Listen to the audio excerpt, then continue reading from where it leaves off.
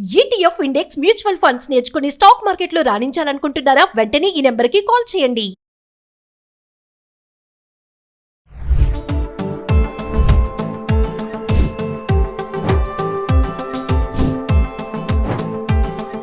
Hi hello నమస్తే, welcome back to Suman TV. ప్రస్తుతం మనతో పాటు ఉన్నారు పబ్లిక్ స్పీకర్ రజనీ రమ్మ గారు. నమస్తే మ్యామ్. నమస్తే మనం మ్యారేజెస్ గురించి చాలా వీడియోస్ చేసాం. అబ్బాయిలకి పెళ్లిళ్ళు అవ్వడానికి అమ్మాయిలు దొరకట్లేదు అనేసి, అంటే 30 దాటిన అబ్బాయిలకి 30-30+ వాళ్ళకి కూడా చాలా అరుదుగా ఉన్నారనేసి అలా ఆలోచించి ఈ క్రమంలో ఒక దగ్గర అంట ఇద్దరిని పెళ్లి చేసుకోబోతున్నాడు అబ్బాయి. 2 అమ్మాయిలు 1 అబ్బాయి. అన్ని ఫ్లెక్సీలు గిక్సీలు అసలు అంతా హంగామా రెడీ అయిపోయింది పెళ్లికి. ఎవరికో ఏదో న్యూస్ ఇన్ఫర్మేషన్ రావడంతో ఆ 2 అమ్మాయిలు మైనర్స్ అని తెలిసింది. తెలిసి అక్కడ పెళ్లి పెటాకులు అయిపోయింది. అంటే ఎలా అసలు 2 అమ్మాయిలు ఎలా ఒక అబ్బాయిని లవ్ చేస్తున్నారు? ఇంకో దగ్గర చూసుకుంటే ఇలాగే సేమ్ మళ్ళీ 2 అమ్మాయిలు అతన్నే ప్రేమించారు, పెళ్లి కూడా జరిగింది. అక్కడ 2 మేజర్లు కాబట్టి 3, అది ఓకే సాఫీగా జరిగింది. ఆడపిల్లలు కూడా అసలు ఎట్లా 2 కలిసి ఒక అబ్బాయిని పెళ్లి చేసుకోవడం, ఒక పక్కనేమో అబ్బాయికి అమ్మాయిలు దొరకట్లేదు పెళ్లి చేసుకోవడానికి కదా. ఇది నవ్వాలో ఏడవాలో అర్థం కాని స్థితి. అతను ఎవరో కంప్లైంట్ ఇచ్చి మంచి పని చేశాడు. 2 మైనర్లను తీసుకెళ్లి పెళ్లి చేసుకోవడం ఏంటి చెప్పండి? అంటే ఈ వయసులో పిల్లలు అట్రాక్ట్ అవుతున్నారు అన్నిటికీ కూడా. మేజర్లు అయినంత మాత్రాన అదేమంత పెద్ద వయసు కిందకి రాదండి అది. ఒకవేళ 25 ఏళ్ళు ఉన్నా సరే మెచ్యూరిటీ లెవెల్స్ ఎవరికి ఉంటున్నాయి? ఇప్పుడు బీటెక్లు చదివేస్తున్నారు, జాబులు చేస్తున్నారు, ఎంతో కొంత శాలరీ తీసుకుంటున్నారు, ఇష్టం వచ్చినట్టు డ్రెస్సింగ్, పబ్బులు అవి ఇవి ఇవి చూసుకుంటున్నారు. కానీ మైండ్ ఎక్కడ మెచ్యూరిటీగా ఉంటుంది వీళ్ళకి? ఉండటం లేదు.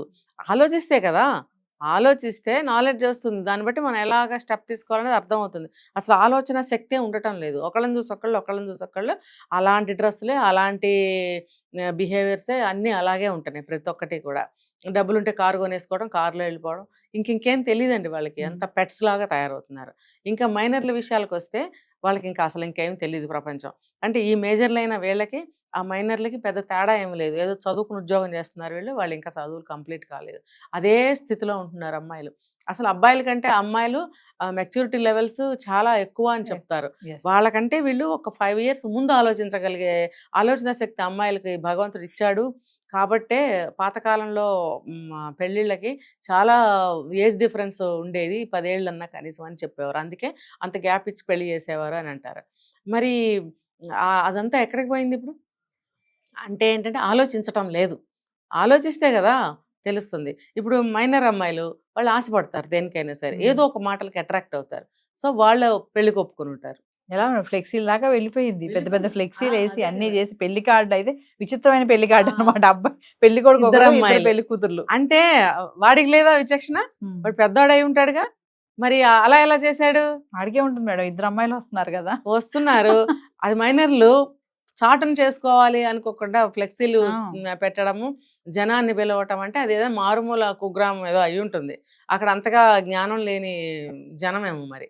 అసలు ఈ రోజుల్లో ఆ బంగారు తల్లులు చక్కగా చదువుకుని 2 ఇళ్లకి 2 చక్కగా వెళ్ళవలసిన అమ్మాయిలు, 2 కుటుంబాలను బాగు చేయాల్సిన అమ్మాయిలు, అసలు అమ్మాయిలు దొరకని స్థితి.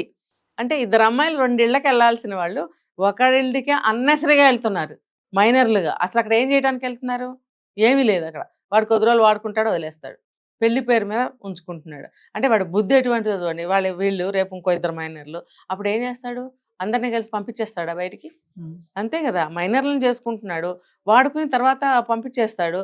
వెళ్ళండి మీ చదువులు మీరు చదువుకోండి, మీ పెళ్ళిళ్ళు మీరు చేసుకుని వదిలేస్తాడా? మరి వీళ్ళ కుటుంబాల వాళ్ళు ఏం చేస్తున్నారు? ఇదేనండి, కొన్ని నార్త్ సైడు విలేజెస్లో ఇలాంటివి చాలానే జరుగుతున్నాయి.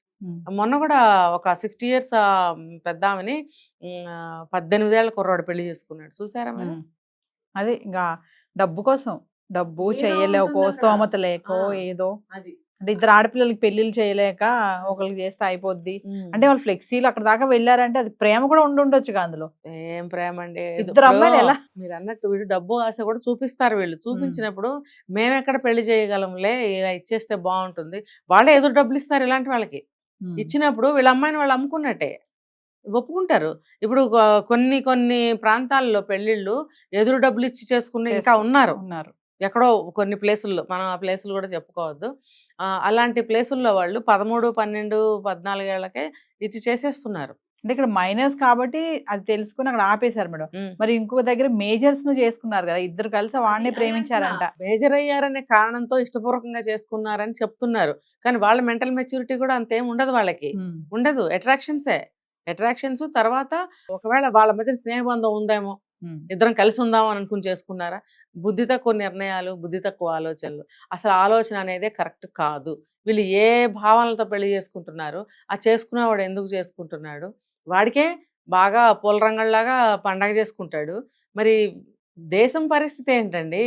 ఇప్పుడు రెండిళ్ళకి వెళ్ళి 2 కుటుంబాలను బాగు చేయాల్సిన ఇద్దరు అమ్మాయిలు పనికిమాలిన వాడి దగ్గరికి వెళ్ళి మేము ఏం చేస్తున్నాం అనే ఆలోచన, విచక్షణ అమ్మాయిలు కోల్పోతున్నారు.